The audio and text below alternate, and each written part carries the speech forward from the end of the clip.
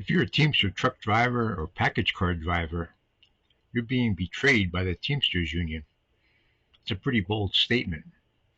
After you watch this video, I think you'll agree. Let me show you what I mean. I'm going to use the Central Pennsylvania Teamsters Pension Fund because that's the fund I'm in. The Central Pennsylvania Teamsters Pension Fund takes the money and they send it to their investment professionals, and the investment custodian is a company called Northern Trust. The Central Pennsylvania Teamsters Pension Fund is sending a total of $233,591,332 to Northern Trust, which they are then investing into the companies that are killing our jobs. Northern Trust invests a total of $69,691,726 in those two companies. And what are those companies doing with the money? They're building the robots that are going to take our job. They're building the trucks. NVIDIA's goal is to have a nationwide fleet of automated trucks, no drivers. So think about it. There'll be no package car drivers, delivery drivers, and there'll be no truck drivers. Now, once there's no people to pay into the pension, there is no more pension. So in effect, our pensions are being invested into the industries that are going to subsequently destroy not only our pensions, but the whole transportation industry as we know it. Not just Teamster jobs, everyone's job in trucking.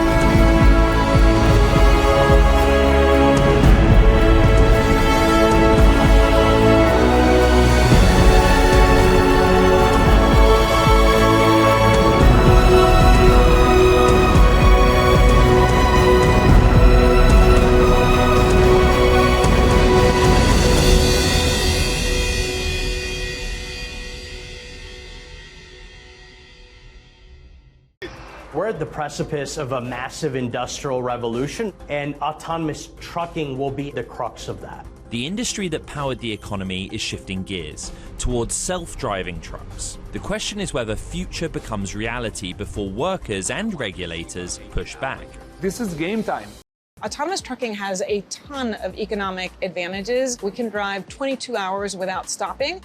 Ossa Fisher is president of Aurora, a company that started as a general autonomous driving platform back in 2017. Today it runs fully driverless 18-wheelers on public freeways between Dallas and Houston. We've actually found fuel efficiency as well, given the consistency of the Aurora driver. So we've driven the same freight both manually and in autonomy and seen 14% fuel savings, which is really fantastic when that is one of the main cost drivers. And then, of course, insurance.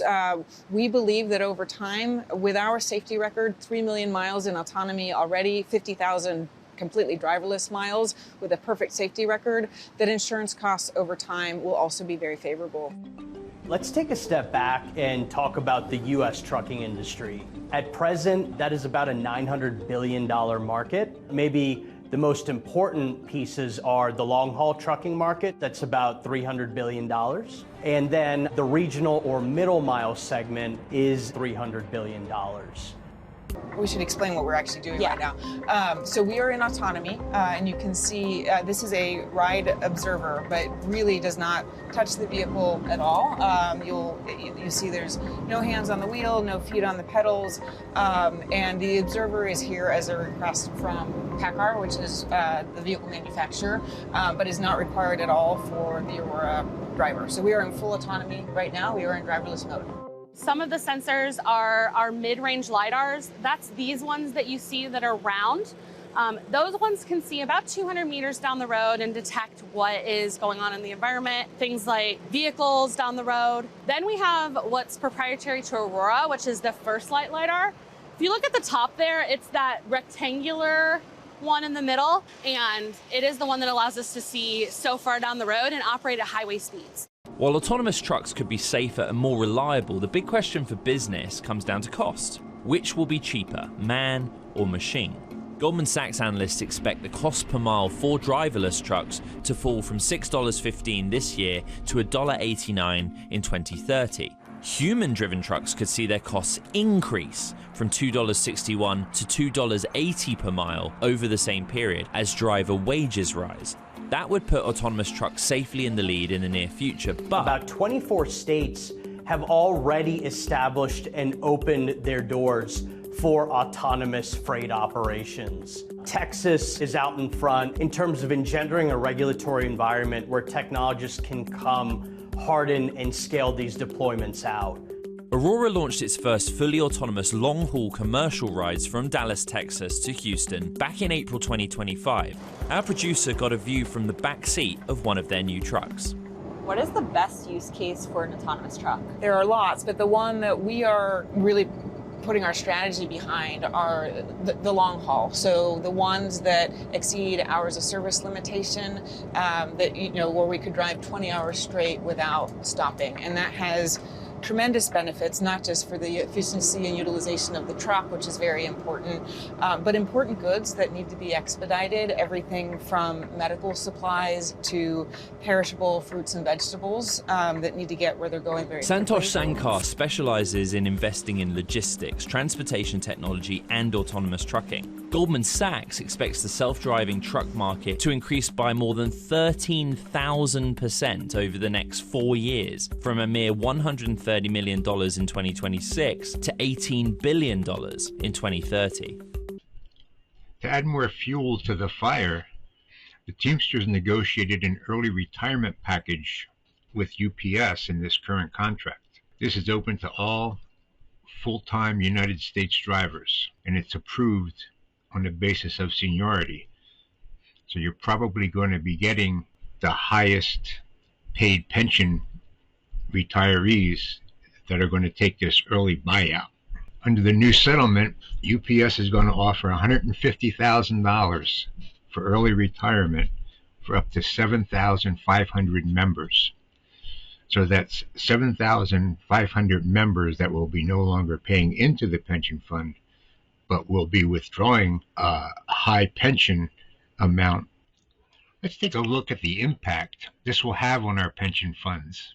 This is a national agreement, so not all of the people who accept it are going to come from the Central Pennsylvania Teamsters, but there are a lot of Central Pennsylvania Teamsters that are UPS drivers that probably will take advantage of it. So let's see what this means in terms of the Central Pennsylvania Fund. In 2012, the Central Pennsylvania Defined Benefit Fund had 30,895 members. In 2024, that was down to 26,221 members. That's a decline of 4,674 members. That's a 15% decline. When we consider the fact that over the past 5 years, the fund has lost money in the last 3. And with the prospect of robots taking over the jobs, it doesn't look good that we're going to be adding paying members to the fund. So as you can see, our pension fund is funding the technology that's being used by long-haul truckers to train the AI that's going to eliminate all of our jobs? Is somebody asleep at the wheel, or is somebody just gatekeeping? Now, if what you've seen in this video didn't make you furious, it's probably because you don't comprehend the consequences of us not acting, or you're just so demoralized that you think that there's nothing we can do about it. Well, I'm not talking to you here. Now I'm talking to the people who are infuriated, who are ready to do something, who are ready to take back our dignity and not let these people use us as tax cattle to fund our own demise. My email address is in the description. If you want to do something, send me an email. We need people who are willing to coordinate efforts across the country to inform fellow drivers of what's happening, to go to union meetings and challenge the gatekeepers who are hiding this information. This is our livelihoods that we're talking about now. It's stand up now or die on our knees. Your choice. I'm choosing to stand. If you're willing to stand, join with us.